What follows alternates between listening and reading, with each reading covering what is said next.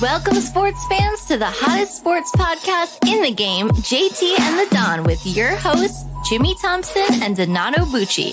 They're covering the most current issues in sports from the 305 to the 412 and all the way to the West Coast. You can follow them on Twitter, Facebook, and Instagram at JT and the Don, or email them at jtandthedon@gmail.com. Now take it away, guys.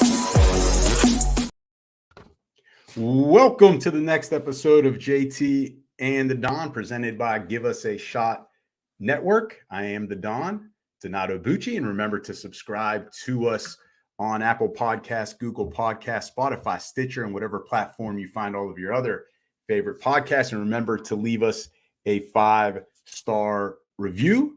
Thank you to the wonderful introduction voiceover by Nicole Thompson and the JT and the Don intro music that pumps us up every episode by our guy, Mike Regina.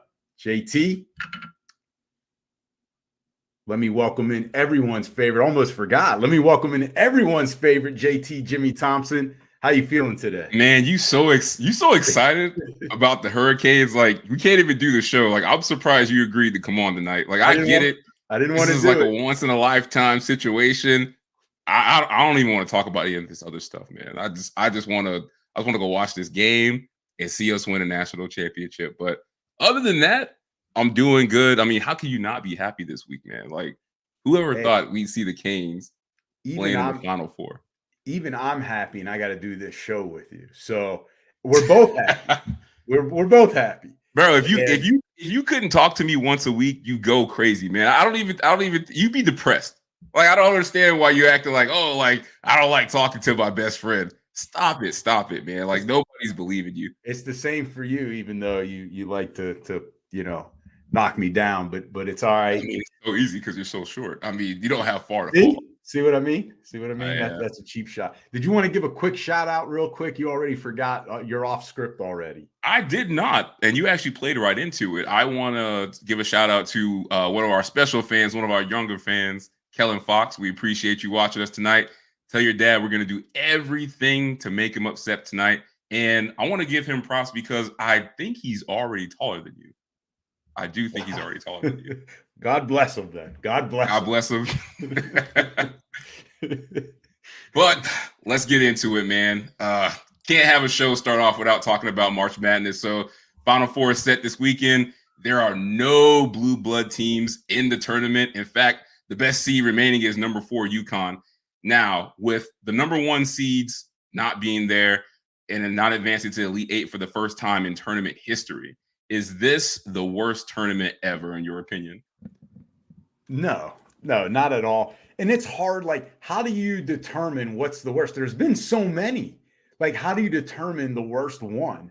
But the reason why I say it is not the worst one is because you've had upsets. Actually, a historical upset. Only the second 16 seed to ever beat a number 1 seed. When FDU did it, UMBC was the first one, but FDU is now the second. So you've got that in this tournament. So right there, it's part of history.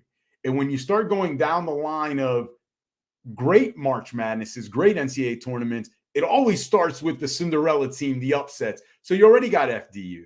And now you look at it, you've got FAU in the Final Four. What are they, a 9 seed? They had never won, I believe, an NCAA tournament game ever. And in their first one, they're in the Final Four. Well, I don't know if it's their first one, but after their first victory, they're in the Final Four. So you now have that historical aspect of it. And what this has allowed us to do, not having the blue blood teams, is the blue blood teams always overshadow everything, right? Like Duke, Kentucky, all of that. They're always overshadowing because they're always the forefront of the media, the mainstream media, during the tournament if they're still alive. But what this has allowed us to do is we've also had great individual performances now that people are talking about, right? We know about Noel, right, of Kansas State, set the record of most assists in a game and like most assists through 3 games. So and had arguably probably the best play in tournament history. If not, it's on the list, man. Like the fake arguing with the coach to hit the alley oop. Keontae Yeah, Johnson. that's crazy, man. That's stuff you only see in the Little Giants, man. Like, come on, like he did that in a Face tournament bombs. game in crunch time. Yeah. So not only historical plays, but then historical performances. And there's other guys that we could name, right? I mean, Miami's in it for the first time. And just because the Blue Bloods are not in it does not mean that it's a bad one. In fact, it may be even better because now what that does is it allows everyone to enjoy it. And basketball is still basketball. Good basketball is still good basketball, JT.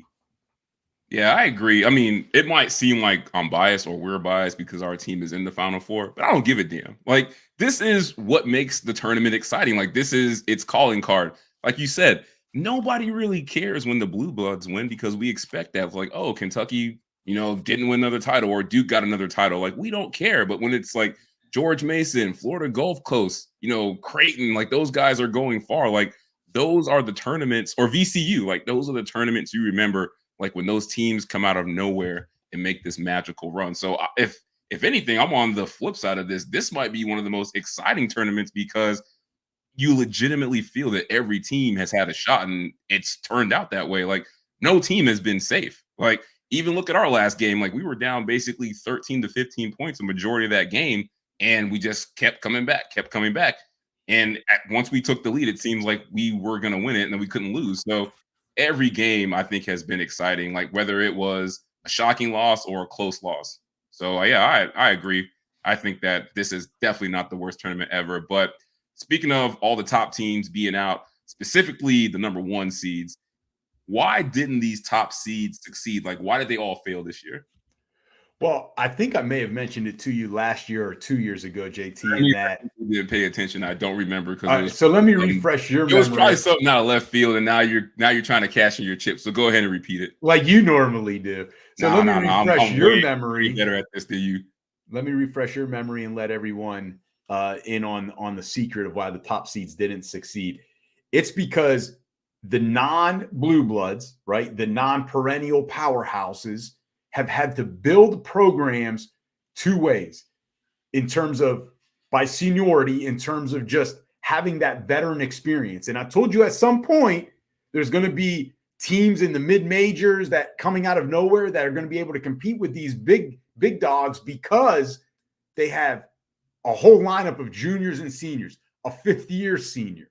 And that's what we're seeing, right? You look at Miami, they've been around, right? You look at some of these other teams, they've been around the block. And that not only gives you experience, but chemistry, right? And then the other thing is those teams have had to do unconventional things like the Hurricanes and go through the transfer portal. So now they're getting a guy like Norchad Omier, which has been such a big key. Without him, the Hurricanes don't even get this far. I mean, they're not even ACC regular season champs. So they've been able, those teams like Kansas State, Keontae Johnson, the transfer from Florida, they've done a good job, just like pro teams go out in free agency and get those guys that no one signs to the big contract, but they're able to find that mid-level contract guy, and all of a sudden that's a Pro Bowl or an all-star.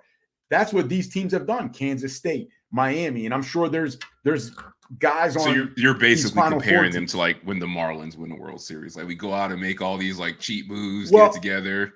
It's not cheap moves though. It's strategic moves to make your team better. You're not just simply buying a title like the 97 Marlins did. But hey, I'm not arguing against the 97 Marlins. You won a title. That the object is to win a title and to do it properly. And as far as I know, no one's been cheating to do that in this NCAA tournament. So that's the 2 main reasons. The experience of the team for other teams are.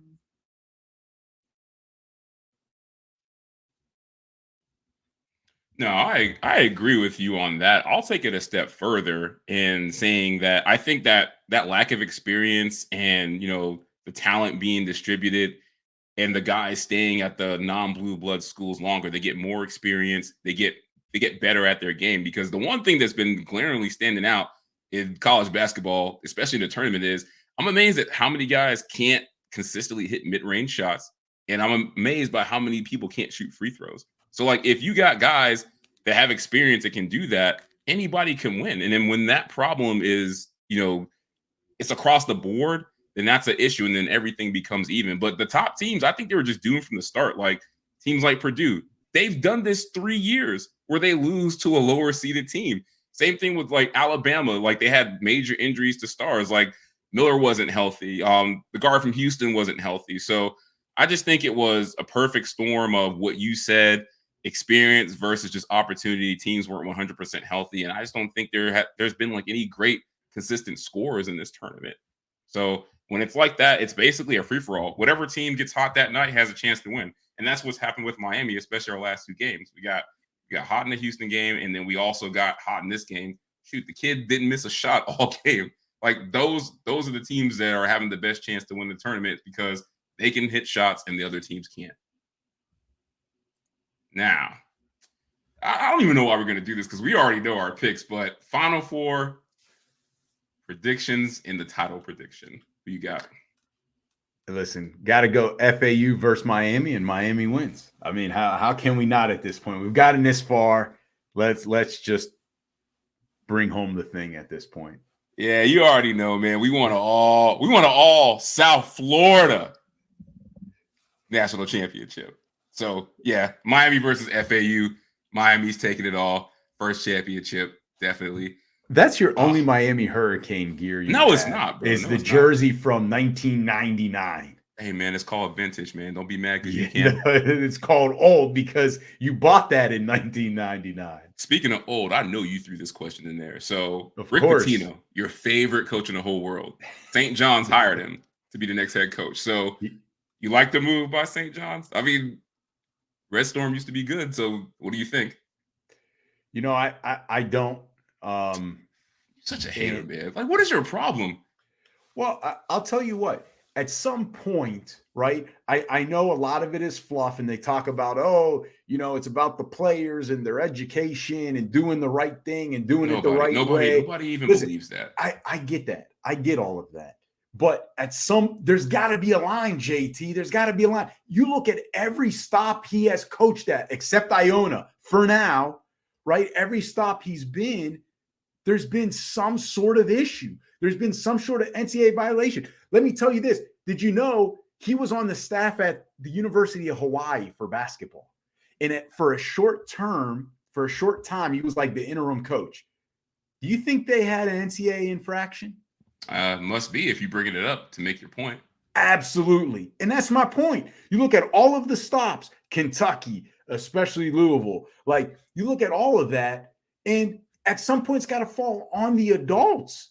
And he was the adult in the room. And now St. John's, there's adults there, and they just want to say, you know what? It's all about winning. Then that's fine. Come out and say it's all about winning. But don't come out and say that, he's going to make this and that happen with the kids in the program. Like, no, he's in it to win, and really for himself to prove that he should have never have been let go by Louisville and how things played out there. This is personal for him. And this is personal for you, man. Like, no, it's not. Like you've hated Pitino for years, man. Like, this is really personal for you. He's your Lamar Jackson.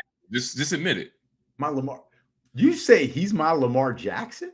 Like how you say I'm personal about Lamar Jackson, you are personal about Rick Pitino. You're like, I've never sent my kids to him. He should be in jail. Like he deserves no chances. No, it's not. It's not like that. All I'm saying is at some point, I wish the NCAA then would either say, you know what, we're going to pay the players what they've earned, and we're going to earned the lap dance. Come out and admit it. Just come out and admit it. The lap dance, man. And who are we to stop Rick Pitino from giving them their payday, man? Like, yeah, it's a good move, man, because he's still a good coach. And assuming he keeps his nose clean, the reward is worth the risk. So he looks like, he's not going to be committing any violations anytime soon. Like, he's an excellent coach, man. Absolutely. Like, they could be in the tournament. JT, he's the only coach. He's the only coach to have a national title vacated in basketball. Just saying. How many coaches could actually qualify to do that, man? Come on. Like, You're talking about a time how many where coaches have won an NCAA title and he have not had it caught vacate? doing things that everybody's done. So we're gonna sit up here and act like coaches have never done that this before. Is the difference. Calipari hasn't done it. I'm glad you said that, but this is the difference. Never takes accountability. I mean, what is he teaching the kids? And listen, Teaching them the facts of life, man. All I'm saying is St. John's now is basically saying we want to get back to the Louis Carnesecca days, and we'll do whatever it takes to get there. If Miami football Hurricanes did that, and then, they bring in a guy that all sort of violations everywhere he went, would you feel that comfortable, though, as a Hurricane fan? How would you seriously feel? This isn't like bringing in Nick Saban. They haven't caught Nick Saban, JT. They never catch you when you're on top, man. Like, all right, whatever. Enough about Rick Pitino. It's a good move, and he'll have them ready to play, and you'll be here complaining about that.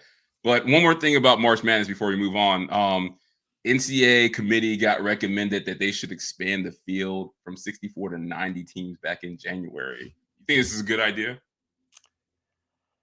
I don't know if it's a good idea, but I'm not opposed to it as I once first thought. And I'll tell you why. At some point, they went from like 16 or 32 teams in the NCAA tournament to 64. And then they went 64 to 68 because expansion a little bit. And then everyone thought, oh man, the bubble teams now, everyone's getting in. And that didn't happen. If they go to 90 teams, JT, that's only 25% of Division I basketball teams around. Only 25%. So you still got to be one of 4 teams to get in. So it's still better than, it's still tougher than the NBA playoffs, which is 50%, than the hockey playoffs, which is 50%, than the NFL, which is somewhere between 25 and 50% at this point. So it's still difficult. You still got to be one of 4 teams to get in. For every 4 teams, only one gets in. So even if, and listen, that's more basketball. It's more excitement, more games for us to watch, more for people to bet on, more heroics, more Cinderella teams, and it extends out the end of college hoops until we got to get to college football. So that's great. It lessens that time span. Man, you just want more excuses to book more flights and waste more money on games. Like, you'll do anything to make sure the Canes make the tournament so they can play in some obscure city, and you can say like, hey, like, let's go watch them this weekend in Albuquerque. Like, I know what you're trying to do. You just want to watch them and Bobby Moe get in the tournament and just go watch all their games. I get it, but no, they shouldn't expand it. One, because it's already madness right now, and then all this is going to do is just make the regular season even more irrelevant than it already is. Like, why don't we just say like, all right, we'll just do preseason 90, we'll get in the tournament, and that's the whole season. Because the regular season won't matter. It already kind of doesn't matter. Everyone just goes to the tournament, and if you win that, you're in. But now you're adding more teams? Come on, man. Enough is enough. Did you watch regular season games this year of college basketball? I did. I watched some. Yeah. Did you watch some since you throw me out? Since you throw me out there? I did. I watched the Canes games, but listen, that's not going to change how many games you watch or don't watch. So don't act like, oh, it dilutes the regular season, man. You're not watching anyway. Because the team that we beat 2 or 3 times can still get in the tournament. You're not watching anyway. I'm watching. That's why I got my jerseys.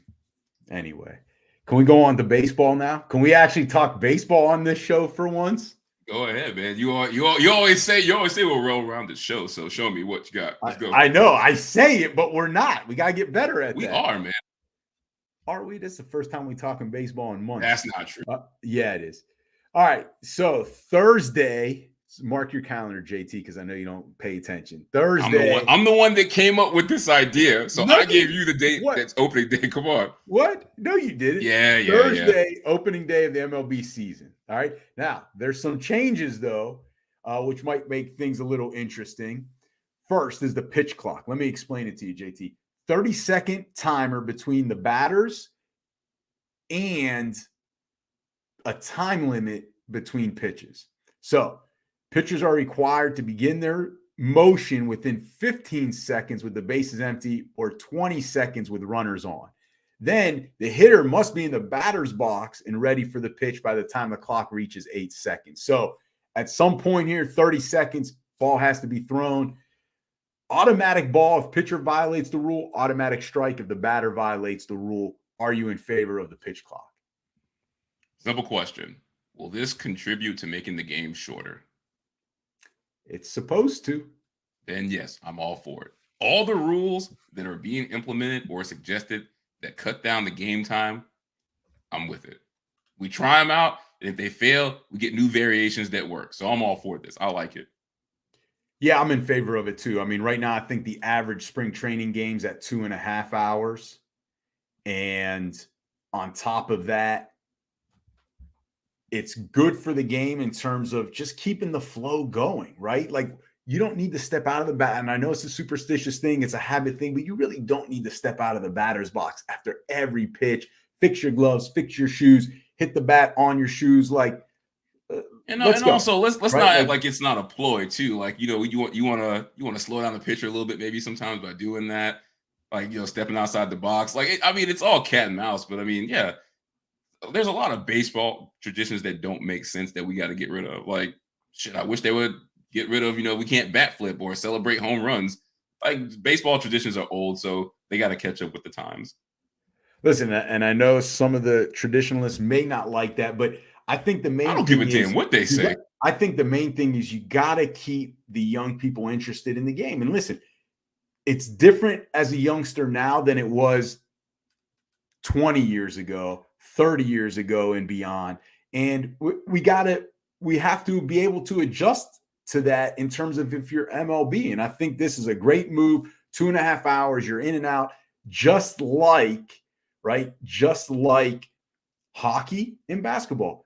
In, out, arena, 2.5 hours, beautiful. Game starts at 7, you're out by 9:30, home by 10.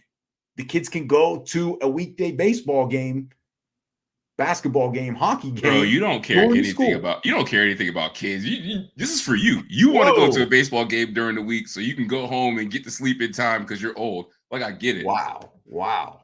Next. Well, how about that comment? Thank you, Jason Curtis, for watching again. In outlaw batting gloves, what do you think about that? I mean, I don't know. I'm cool wearing gloves either way. It wouldn't bother me. Yeah, I don't know about outlawing that. I mean, it is, trying to outlaw NFL receivers wearing gloves before I would do the baseball gloves, because if you can't catch with those NFL gloves, then you just suck. I'm sorry. Wow. All right, so sticking with that pitch clock, do you see it impacting actual outcomes of the games this season or in the playoffs because of the ball strike scenario? Yeah, it's going to happen only because it's a new rule, and there's going to be some pressure situation, whether it's a tight game in the regular season or the playoffs, where somebody's going to make a mishap. Coach is going to do something wrong at the wrong minute and forget something, and they're going to be exposed because of this new rule. But it's no different than when sports introduce new rules. Like, they're going to be learning curves. So yeah, it's bound to happen this season. That's going to affect one of those moments. Yeah, I think I don't agree with you. I think it's going to be no, because you did all that for elongated no. I think I don't agree with you. Just say no. Damn. I don't agree with you. That wasn't like a mic drop you thought it was. I like saying I don't agree with you better than just no. And the reason is I think guys are going to get used to it. And so it's not going to impact the actual outcome of the game. We'll see early on a strike, a ball called, but it's not going to impact the outcome of the game. And I think by the end of the regular season, and especially the playoffs, it won't be any impact because guys are already getting used to it. I think they said there was a spring training game where there was a mechanical malfunction and they couldn't get the pitching clock to work. And it still took like 2.5 hours because guys are now already trained in and out of the batter's box, stay in there, pitchers are going. So I think they're already getting used to it. And we just finished spring training. So I don't think it's going to impact the outcome of the game, JT, as you're saying. So, once again, you're wrong, but it's only all right for it to actually affect the outcome of games like we're going to see. But okay, No. What else? No. What else you got? So one guy that definitely impacts the game, Shohei Ohtani. All right. He's playing on a 1-year, $30 million deal. They avoided the arbitration. Would set to be a free agent at the end of this year. should the Angels sign him to a bigger contract than they did for Mike Trout, or should they trade Shohei while they can? Trade him. Trade him while you can, because you already see how this works out. Like, most times when you sign these baseball players to these big contracts, they very rarely, if not at all, live up to them. So that's the first thing. And you already see how it went with Trout. You signed him to a big deal, didn't work out. And also, let the rest of the country see Ohtani, man. Like, get him out of there and let him go somewhere where he can shine. And we want to see him play on a really good team. So, personal reasons, I want to see him somewhere else. I would love to see him like on the Yankees somewhere where his star power can be matched by a star team. And then just no, like, you've tried paying big money to stars before and it hasn't worked. Like, Pujols is another one. So, yeah, I would say just count your losses and just try to get something for him as much as you can. So you want them to do what the Red Sox did with Babe Ruth. This guy's the modern day Babe Ruth, JT. Sorry to tell you if you haven't noticed, but he is. So you want them, so it's going to be the curse of Shohei. They already can't win a title. They haven't won one since 2002, and now they'll definitely never win one because of the curse of Shohei. It's so long. The curse of Shohei. I mean, how are you going to say they were cursed before he got there, so this don't count like a Babe Ruth curse. It's just the curse of the Angels. They're just not a good franchise. If you're going to trade someone, you trade Mike Trout. He's 31. Shohei's 28. He can do it all. And then, worst case, you can move him. You don't think the Yankees would want to sign him? The Dodgers would want to sign him? And if you're the Angels, this is the other thing. You're just thinking like these contracts don't work, blah, blah, blah. But you know what? He brings in more revenue than if you didn't have it, because he has a certain. I agree with you about the revenue. I agree with you about the revenue part. I agree with you about the revenue part. If you want to play the whole Tim Tebow card, like, I'm not saying he's Tebow, but if you want to play that, see, that's disrespectful. I get it.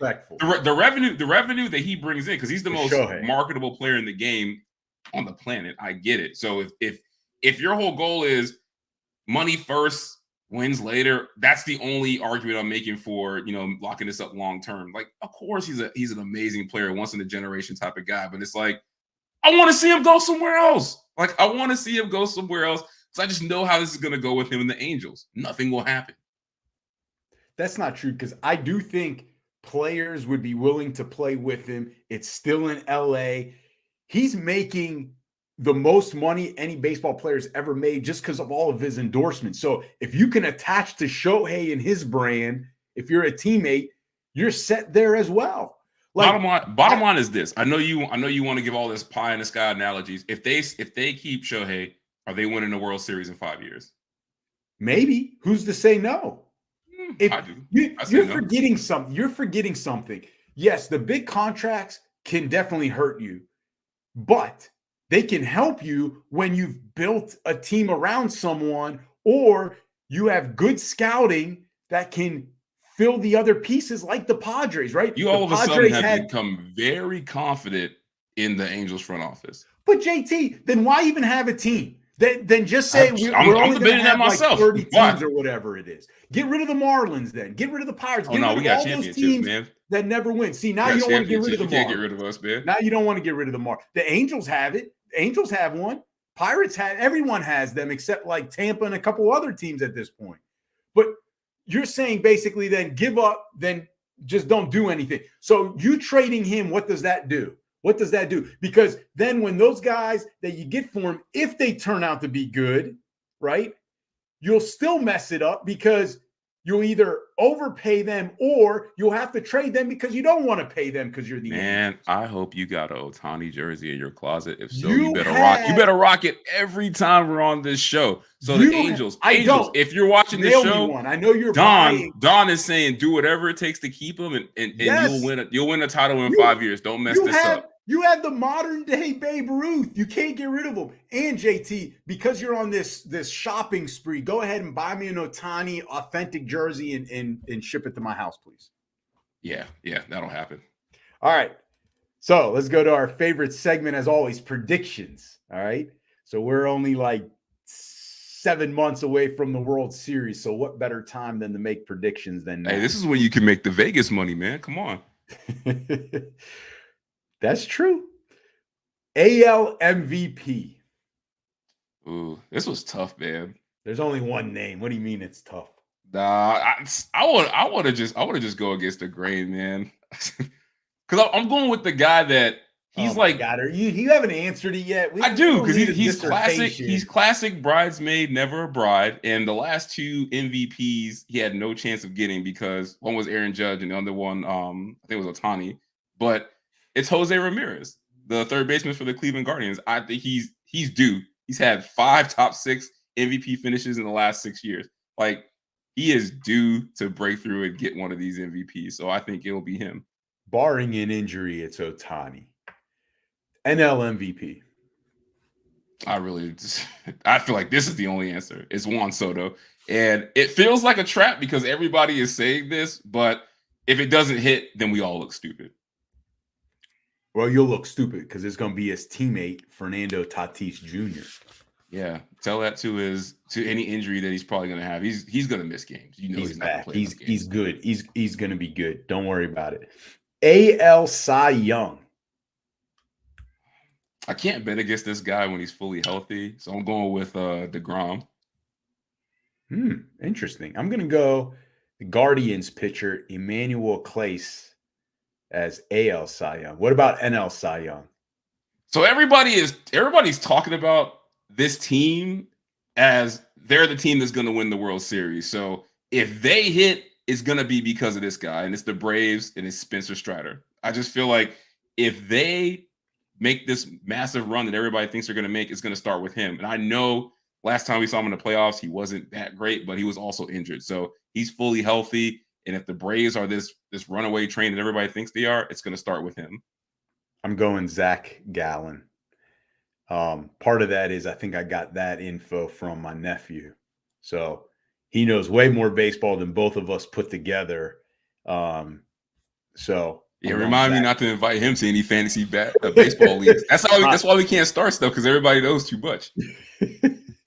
So I'm going Zach Gallen, pitcher of the Diamondbacks. So instead of doing like rookie of the year, because he actually gave me this idea too. Instead of rookie of the year, let's just do prospects. Because rookie of the year, it's not always really like the best rookie. It may just be whoever gets the most playing time. Exactly. I get that. Yeah, let's go prospect to watch in each league. Let's go AL first. I'm only watching this because there's so much press and controversy around it. It's Masataka Yoshida for the Red Sox. They gave this dude 5 years, $90 billion out the gate, and I feel like everybody that's a baseball talking head hated it. They're like, "Oh, he could have been signed for half of that." So he's in Boston. The pressure's on. I want to see what he does. I'm gonna go Gunnar Henderson. I think he's the only answer here. Third baseman of the Orioles, just raw power, strength, incredible, good eye discipline at the plate too, which you don't always get with those, the big hitters, the corner hitters. So Gunnar Henderson, third baseman of the Orioles. What about NL prospect to watch? This was tough because I wanted to pick a guy on my own team, but I was looking at some numbers and who people like, even guys that may have struggled last year. And I kept coming back to Graham Ashcraft for the Reds, the pitcher. Like, I know his ERA was not good last year. Like, I think he had like 4.89 and 105 innings pitched. But like, I'm looking at the numbers like between the lines. Like, I think he has the tools. Like, that's a young team up and coming, and I think he's going to get better. Like, I was reading the numbers, and his strikeout and swinging strikeout percentage are below the league average because he's not really like the fastball thrower. He does like the cutters, sliders, and things like that. But his walk, ground ball, and exit velocity average are all better than the MLB average. So what that tells me is he's not gonna walk a lot of guys. He's gonna get a lot of ground balls. And if he ups his strikeout percentage, then that's just like the recipe for an all-star that comes out of nowhere. And he's young. So I like his talent. And I was reading what he's doing in spring, and his strikeouts are already up like per inning. So that tells me that he's getting better at the strikeouts. So he's already fixing the weakness in his game because everything else is elite. Like, if you got guys that are hitting a lot of ground balls, then that's going to take a team really far. So I think that if he can get that strikeout rate up on top of whatever all the other things that he does well, I think that he's going to be a breakout star. Look at you talking like you know baseball and you actually did research. Good job. I do. Good job. By the time you bring value to this show. I'm wearing the Marlins stuff for a reason. I've been to a bunch of baseball games. I like baseball. I love baseball when it's a pitching duel. I know it's boring to watch, but I love going to the ballpark and watching two pitchers go at it and nobody hitting. Like, I like baseball. Come on. That's great. Those are the best games. You get out of there in 2 hours, 15 minutes. Exactly. Great defense, great pitching, throwing strikes. Listen, we know you got no Hurricanes gear when on this show, prior to the Final Four, you're wearing Marlins gear. I knew we were doing the MLB preview. I knew I wasn't going to be able to talk about them. I brought all my stuff. I brought all my stuff. It's right here. I brought all my stuff. Look, it's always the same jersey. You brought all your stuff. It literally is all your stuff. It's the one jersey. It's the one I picked. Damn, I'm trying to represent for all my teams. Damn, don't shoot. Don't shoot. It's the only thing you got of the Hurricanes. All right, get on to the one that we really wore a Hurricanes hat with the Marlins shirt or vice versa, but you don't have any Canes gear. Bro, I know how to dress. Let me do my thing. I'm going with the numbers and what the statistics have said about him. I'm going with, and I got this little information as well from my nephew. Because listen, I'm trying to look smart for once in these predictions. So I'm going with the Dodgers pitcher, Ryan Pepio. He was 3-0 with a 3.47 ERA last year when he came up. And prior to that in AAA with Oklahoma City, he was 9-1 with a 2.56 ERA. I mean, that's showing us already he's MLB ready. Now he's got that full season coming up. I think is going to be the Dodgers pitcher. Look out for him. All right, so this is where JT likes to think he's the smartest guy in the room. World Series matchup and the winner. Go. I got the Padres because I feel like that's on everybody's list. And I got them playing these guys.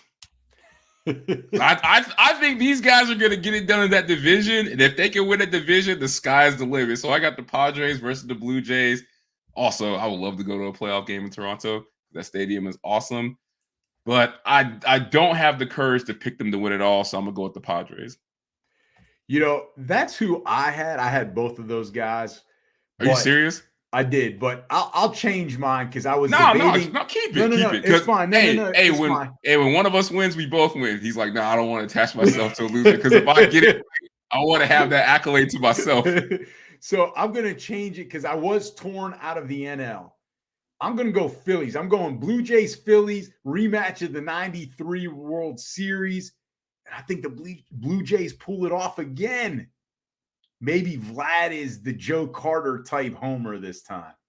That's crazy that we both think the Blue Jays are going to at least get to the show. I think it's just because we like them as a team, man. They're fun to watch. I like everything about the Blue Jays, man. I think the other part, JT, is they have all of the children of the guys we grew up watching are children on that of the corn, team. man. Bichette, Vlad, Yigio, like we grew up watching their dads, and we're like, this makes us feel young again. It makes they're good kids, like they're all talented. They're like you want to root for them. I like that city. I like that franchise. Like everything about them is swagged out, man. From like their colors to their ballpark. Like I just, like I said, I want to go to a playoff game in Toronto. So I'm speaking it into existence. And of course, they got one of our favorite guys, Guillermo Martinez. Our boy, yeah. Like, come on, man. Sure. Come on. We got to go. We can never go against him. I want him to win so he can come on here and show us that World Series ring. I want to see that. Well, you didn't pick them winning. I've got them winning. Well, you do. So guess what? On a Vlad game, they're going to win. He can come on and say how I didn't believe in them, and he can show us the ring. So you can take all the credit for it. I'll be the bad guy so you can look good.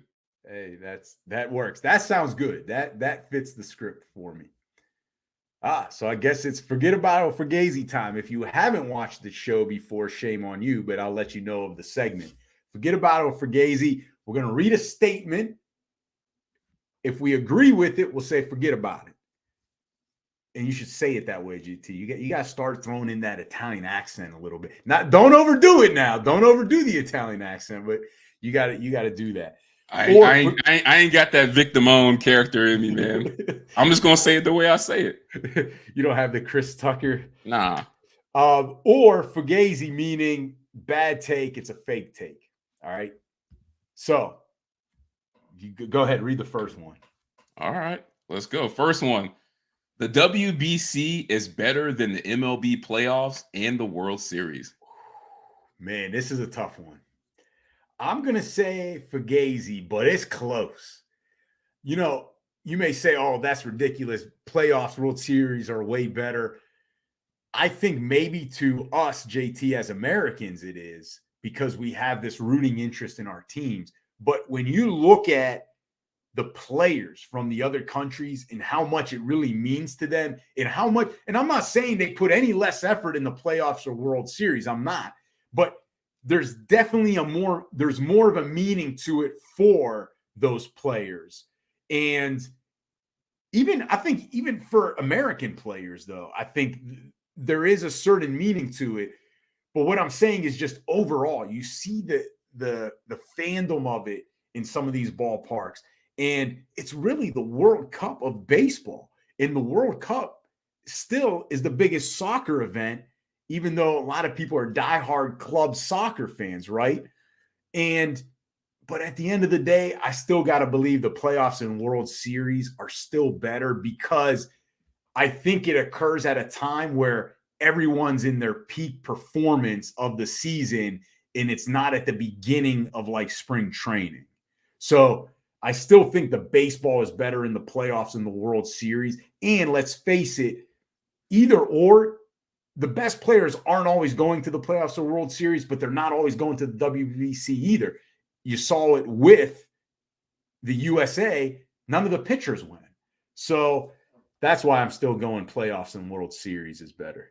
Oh, man, this is all the way for Fugazi. And for all the reasons that you named. You're getting caught up in the moment. No. WBC is... yeah, you're right. WBC is global. Sorry. And MLB playoffs, and up to a certain extent, the World Series is still a regional feel. And you can't compare the two. We've been to a WBC game, and I feel like we were at a soccer game. Like, that tells you everything we need to know because in that same ballpark, we also been to MLB game, and the atmosphere was nowhere near the same. Neither was the attendance. And I'll finish off with this. Because it's the Marlins, though. It's the Marlins, but whatever. That's just telling you. That's just telling you down there. That's what except when the Yankees come. And then you look at the final. 97% of the TVs and homes in Japan were watching that game. So that tells you the answer to the question is that WBC is more important. So, two things. Can we just make it quick? No, you always do this. Because you mess it up. The statement is better. It's not more better. Important. It's not better. It's not better. Okay. All right. And exactly for what I said. Playoffs has a regional feel to it. If it's not guys I'm rooting for or a team that I want to root for, I just watch it for the sport. WBC is better than. And you're saying fugazi meaning fake, meaning forget about it, yes. But then your reasoning, then you go back to more important. More important and better is two separate things. Synonymous. Next one. What? I don't even know what that means at this point. The World Baseball Classic should be discontinued in the future due to injuries sustained to stars in this year's WBC. This is a JT statement. Go ahead. No, I'm torn on this one. Of course, I don't want to give an answer because I think it's such an American question because it's basically like the Olympics. Like, do you care if KD gets a gold medal or if he wins an NBA title? And I feel like, why can't he have both? Like, that's how I feel. So that's why I don't want to answer the question. But I don't think there's a right or wrong answer to it because it's such you got to answer it. It's your contract. Answer. Let them play both. I mean, I want to see it, so let them play both. So you're saying it's fugazi, meaning they should continue with it. Yeah, I think they should continue. This guy doesn't even know our own rules. Jeez. All right, it's fugazi. Because I'm so excited about the game. I'm trying to get to the game. All right, you're dragging this rushing out. This show isn't going to get us. Fans, I'm sorry, I love you guys, but I'm really trying to get to this game and get this stuff done. Hurry up! It's not going to get there. It's not going to get there any faster. Right? Not going to get there any faster with that slow man's pace. So, what's your answer? Yes or no? It's fugazi. The WBC should continue because these injuries, believe it or not, can occur in spring training, and they have. And this isn't like football or basketball where like these injuries are every game, right? Like, let's face it, baseball injuries don't occur as much. Yeah. They don't.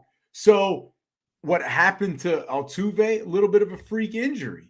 and hamstrings tightening up. That could happen in a spring training game. But things happen. So, like the guy tore his ACL in spring training for the Phillies. So exactly, Reese Hoskins. So and he wasn't in the WBC. So yeah, that's why it's Fugazi. All right, cool. Next one. If Joel Embiid wins MVP, it will be because of Kendrick Perkins' comments. So for those of you who forgot, Kendrick Perkins basically said that white voters are the reason that Nikola Jokic is continuing to win MVPs and also garner most of the MVP votes. So is this forget about it or Fugazi? It's Fugazi because, well, a couple things. I don't think he's going to win the MVP. If he does, I don't think it's because of Kendrick Perkins' comments. I think it's because the writers either don't want to give 3 to Jokic, regardless of who he is, or Embiid has earned it. So I think Kendrick Perkins' comments have not that would really be like diminishing what Joel Embiid has done this year. So that's Fugazi. Yeah, I hate nothing more to diminish what Embiid does, but I got to say forget about it because I can't dismiss the fact that the voters have been called out and they may have a subconscious pressure to not give Jokic his 3rd straight MVP, especially when he hasn't won a title. And also, they have been ignoring the quote unquote voter fatigue for the first 2 years. And I feel like he was really leading the MVP vote until these comments came out. So I can't help but wonder if there's pressure subconsciously on these voters' minds. Also, the NBA, I wouldn't be shocked if they're looking at it like this. Hey, look, it's a really tight race. Let's give Joel Embiid this MVP, even if he deserves it, so that we can fix this before it gets louder in upcoming seasons. Because if Jokic wins this 3rd one, you don't think this comment is going to get louder and this narrative is going to get louder? That Jokic is only winning it because he's white and the white voters are voting for him. So if it's close, give it to Embiid. I don't want to diminish what he's done, but I don't think they want the PR war it's gonna get louder if Jokic gets his 3rd straight. But the problem with that, JT, is you set a bad precedent. So basically any media member at any point or former player or current player can call out based on MVP. I agree. Based on this. It's a catch-22 because they really both deserve this award. Could there be co-MVPs? I mean, there's co-rookie of the year. I feel like if they give anything but an outright MVP to Joel Embiid, it's still going to be static about it. What they really should do is wait till the playoffs are done to give out the MVP, and then you could really say all right, this person deserved it more. But they can't do that. Next one and done has destroyed ACC basketball. Nah. Lack of fundamentals has destroyed ACC basketball, along with all other college basketball. Like I said it before, I've never seen so much basketball where guys can't hit free throws and can't make mid-range jumpers. And even the three-pointers are kind of they questionable too. So I just think the lack of overall fundamental talent is what's making it seem like the ACC is down, but it's across the board.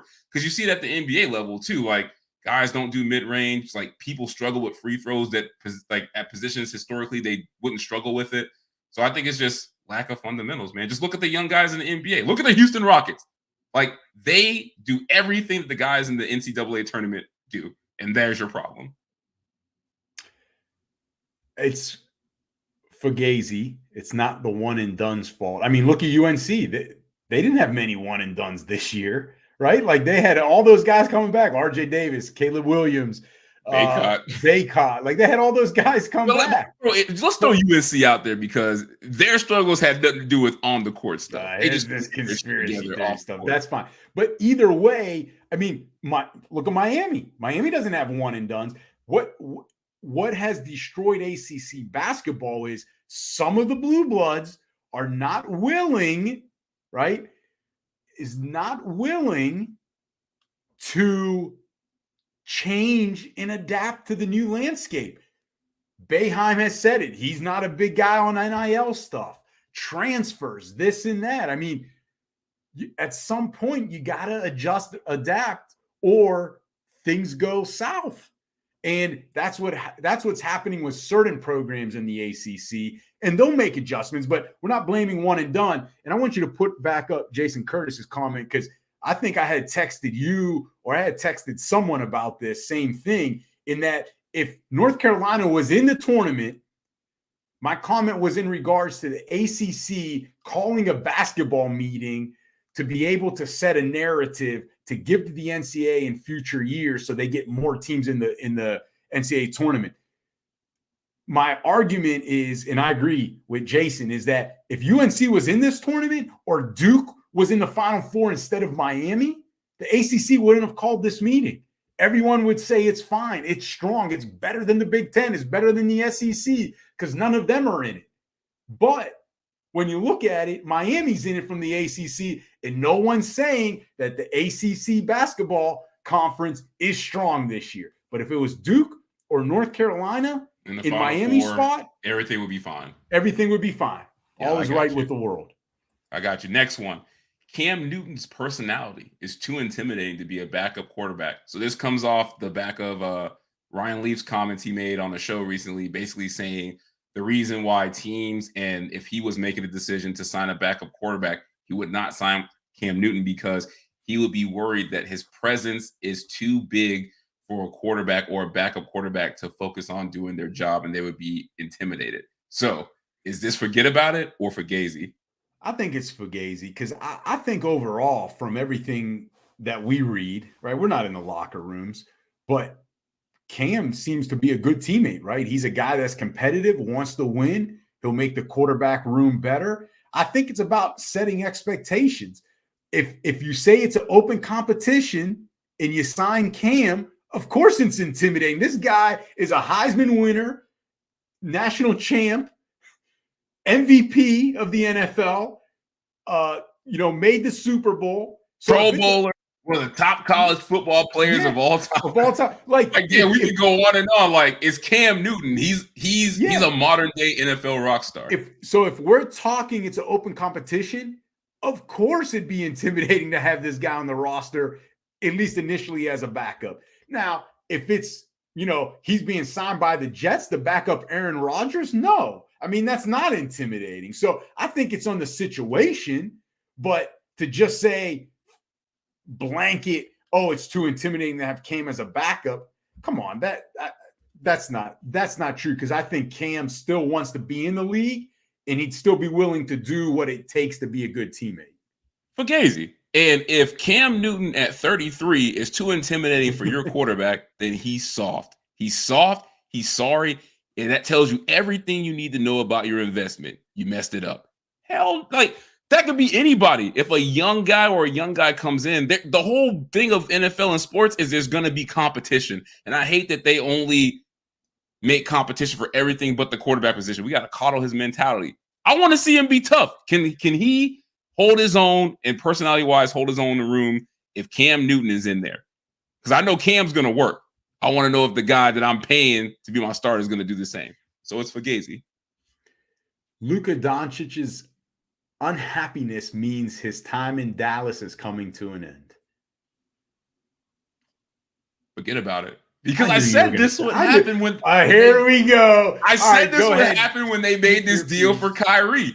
If it doesn't work out, it's going to be the end of Luka in Dallas. And that was the risk, and that's why I was like, they should have not done the deal. And this is exactly what's happening. Now, the thing that's crazy is I think he's actually more upset with Jason Kidd than Kyrie, which I never would have saw that coming. But all in all, tied together, the major point, I think, is he's feeling the pressure to win, and it's not getting any easier.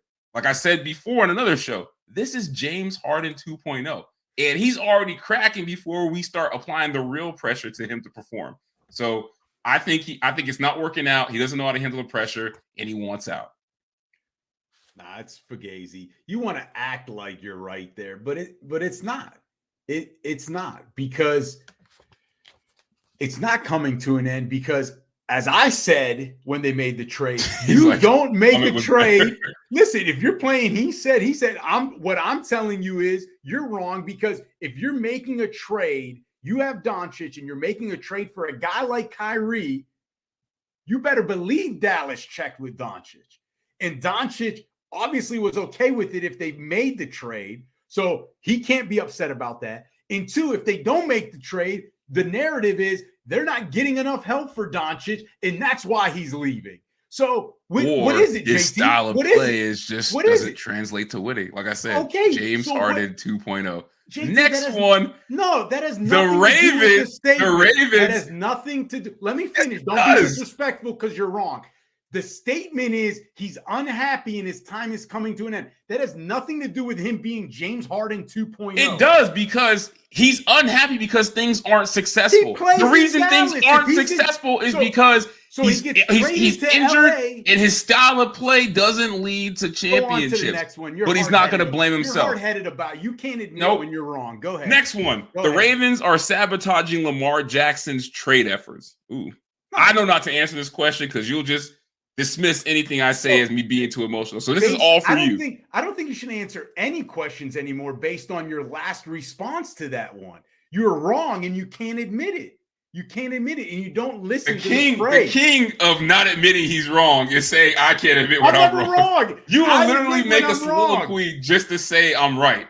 Like you'll go on this long tangent just to say I'm right. I would admit Lamar Jackson, the Ravens are sabotaging his trade efforts. Forget about it, Fugazi. So I can be done with it. Fugazi. They're playing the business at this point. He asked for a trade.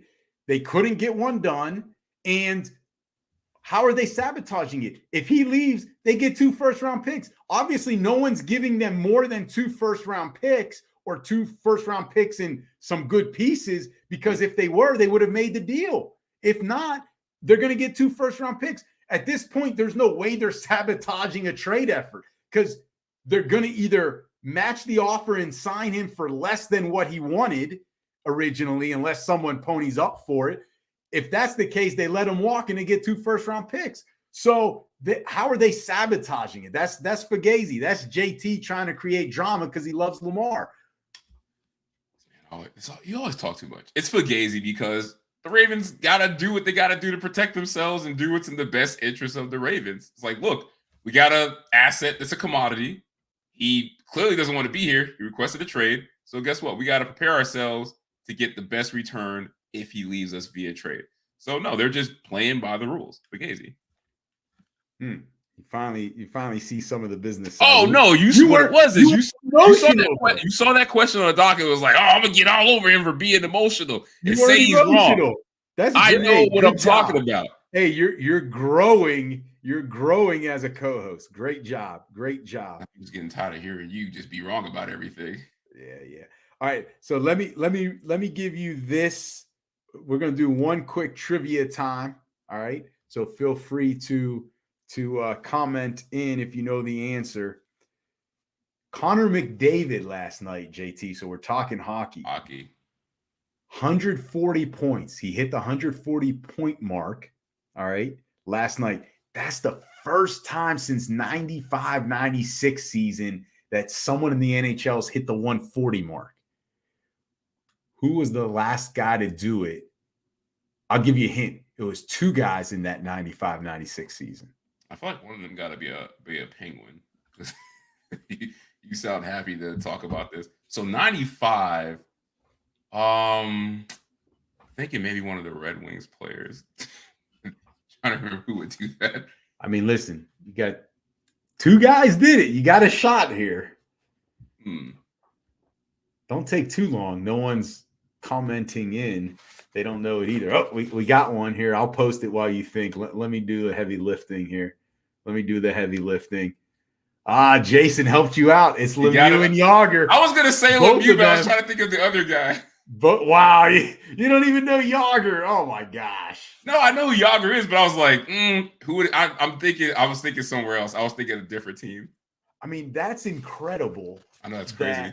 That it's been 27 years since that's happened. Yeah, I mean, you were 40 the last time this happened. That's crazy. That is crazy. Listen, man, if I was 67, I'd be looking good 67. I'll tell you that. But that's crazy to think that, and it was on the same team. Like, I know that's insane. We don't need to go down this road, but I do got to say, as a Penguin fan, I think Mario Lemieux may be the most underrated athlete player of all time. I mean, for sure. How long did he play? But he missed a lot of time due to back injuries. He had Hodgkin's disease. So like, he missed a lot of time there. Then he retired and came back for a couple seasons. So he missed a good portion of his prime. And the fact that he still caught Pat LaFontaine that year in points was ridiculous. Crazy. After like coming back from cancer and missing like half the year is one of the great sports feats of all time that people probably don't even know. But anyway, JT, do you want to throw up the you didn't throw up the banner there for the coffee. I'll let you do it. There we go. Fastbreakcoffee.com, promo code Get My Fix. Good job, JT. So to everyone, thank you for listening. That is the show tonight. Got you ready for Major League Baseball opening day on Thursday. And then the Final Four. Go Canes. JT and I will be there. We won't do a live show from there, but we'll report back next week for you. Hopefully with the as Canes. Champions. Hopefully as a Cane. As champions. One way or another, we're going to be champs because that's what we do. But to everyone out there, thank you for listening. As always, and remember, JT and the Don All Sports Podcast presented by Give Us a Shot Network. You can find us on all of the major platforms. Remember to please subscribe to us. And if you like what we do, leave us a 5-star review. And JT, if you don't like what we do, leave us a 5-star review. Also, please follow us on social media. Our handle right there, JT and the Don. We can be found on Instagram, TikTok, Twitter, and Facebook. So, JT, I will see you live and in person in Houston. And until the next episode, see ya. Peace.